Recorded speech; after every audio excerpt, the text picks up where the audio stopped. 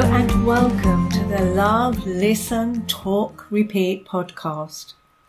I'm Wendy Capewell, your relationship specialist, and this podcast is all about things relating and affecting relationships.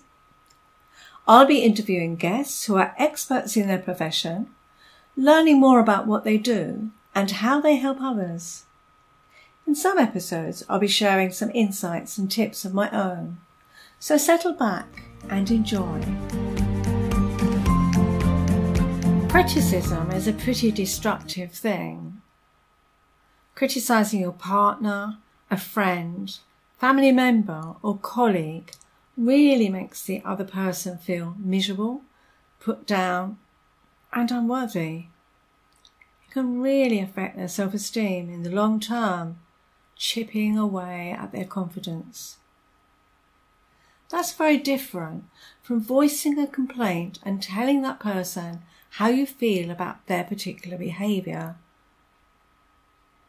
It's really important when making a complaint to speak from yourself, using the I statement, rather than you did, your fault, you whatever.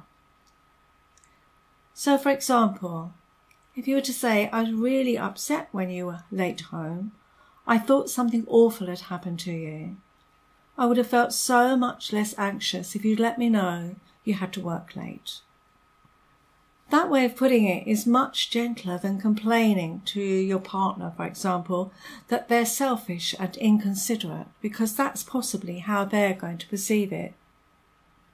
And once these comments become a personal attack on the other, they're likely to respond in a negative way and possibly make a personal attack on you.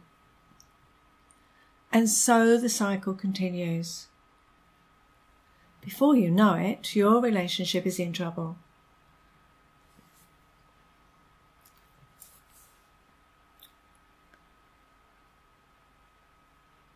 I'm talking today about criticism.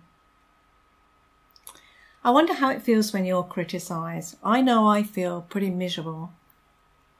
So can you imagine that when you criticise your partner, a friend, family member or colleague, it's going to really make them feel miserable, put down and unworthy.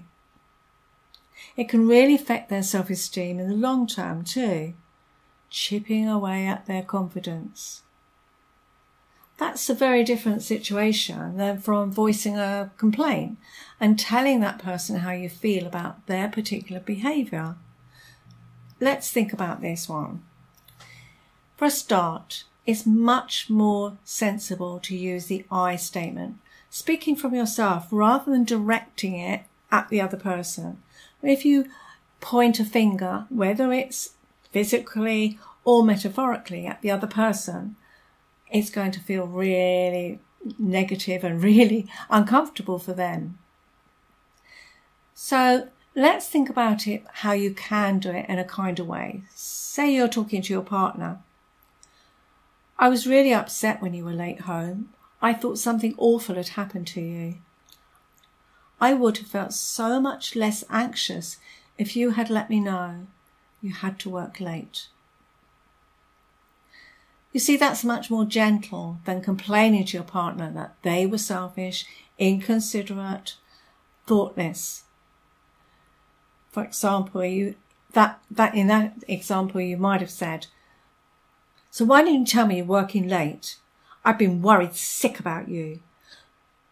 You just don't care that I've been worrying so much. I couldn't sleep, I couldn't settle. And you just are. You're inconsiderate, you're just selfish. It's all about you. You imagine how the other person is going to receive that one. So once you start making those comments, and they are personal comments, such as telling your partner that they're selfish and inconsiderate, it's a personal attack on them. And they're going to be likely to respond in a negative way back at you, and possibly make some personal comments about you too. And so the cycle continues because you're going to respond back. And before you know it, your relationship is lots of arguments, bickering, and your relationship is in trouble. I'm sure you can recall a time when you've been criticised at school, work, by a parent when you were younger, and the way you felt. There's nothing worse than being called stupid or selfish, and how those cutting words stayed with you. Once those words, unkind words, are said, it's very hard to take them back. And that person can end up feeling that that is who they are, and they have no opportunity of getting out of it, whereas you can change behaviours. You can't so easily change your traits. If you're told that you are a selfish person, that you're stupid, it's very hard to get out of that. So just be careful of how you say things, and rather than criticising the person, think about how you can address their behaviour. So you can find all the information about this show in the show notes. And you can find lots more on my website, www.yourrelationshipspecialist.co.uk, including the link to my podcasts, and you can also sign up on my newsletter, which has lots more tips and offers. So until next time, bye for now.